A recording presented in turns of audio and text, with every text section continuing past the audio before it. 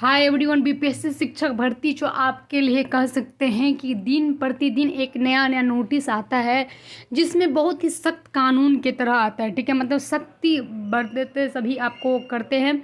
मतलब कोई भी चीज़ को ऐसा नहीं कि नॉर्मलिटी है। आपको चाहे फॉर्म भरना हो या चाहे कोई भी कार्य हो, शिक्षक भर्ती का सभी एक तरह से आसान नहीं था।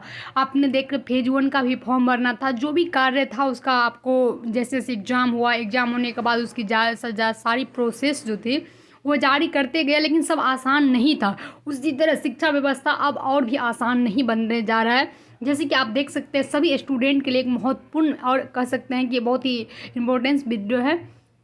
जो सेकेंड लिस्ट की सीट भी बढ़ सकती है, जो सेकेंड लिस्ट की इंतजार कर रहे हो उसके लिए खास करके है। ठीक है, तो ये कहीं ना कहीं अच्छा ही हो रहा है, क्योंकि अब देख सकते हैं कि अगर आपको शिक्षा व्यवस्था सही नहीं हो, अगर पूरी तरह से टाइट नहीं किया जाए, अगर क्लियर नहीं किया जाए, तो कहीं ना कहीं उन विद्यार्थियों का मतलब सीट एक तरह से ख़त्म हो सकता है। जो बच्चे पढ़ के मेहनत करके यहाँ तक आए हैं, तो उन्हीं विद्यार्थियों के लिए एक तरह से अच्छा माहौल बन रहा है। ठीक है, तो जो भी नए बच्चे बन रहे होंगे चैनल को सब्सक्राइब जरूर कर लें, ताकि जैसे ही कोई नोटिफिकेशन आएगा तो आप तक पहुंचने का कोशिश करेगा। ठीक है, और इसी के साथ आपको सारे इन्फॉर्मेशन जो है इंपॉर्टेंस होगा वही। ठीक है, तो ये देख सकते हैं कल का आपका न्यूज़ है, पटना से बड़ी खबर है कि 1 रिजल्ट 1 जॉब के तहत होगी ही पोस्टिंग।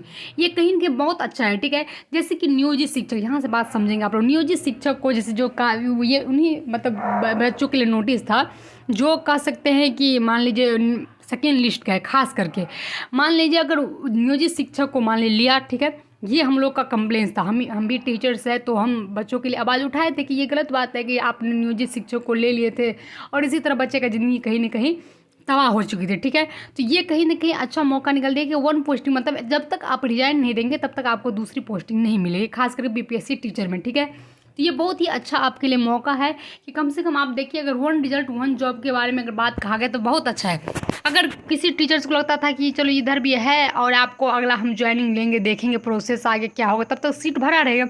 लेकिन अभी जिसको रहना होगा, नहीं रहना होगा, क्लियर हो जाएगा। ठीक है, तो ये सीट आपकी खाली हो जाएगी, जो सेकेंड लिस्ट में आने की चांस रहेगी। आपको ये चीज़ पता होनी चाहिए। तो इसीलिए सीट सेकेंड लिस्ट इस वजह से भर सकती है। तो ये आपको देख सकते हैं कि बीपीएससी की ओर से चुने गए शिक्षकों पर लागू होगा।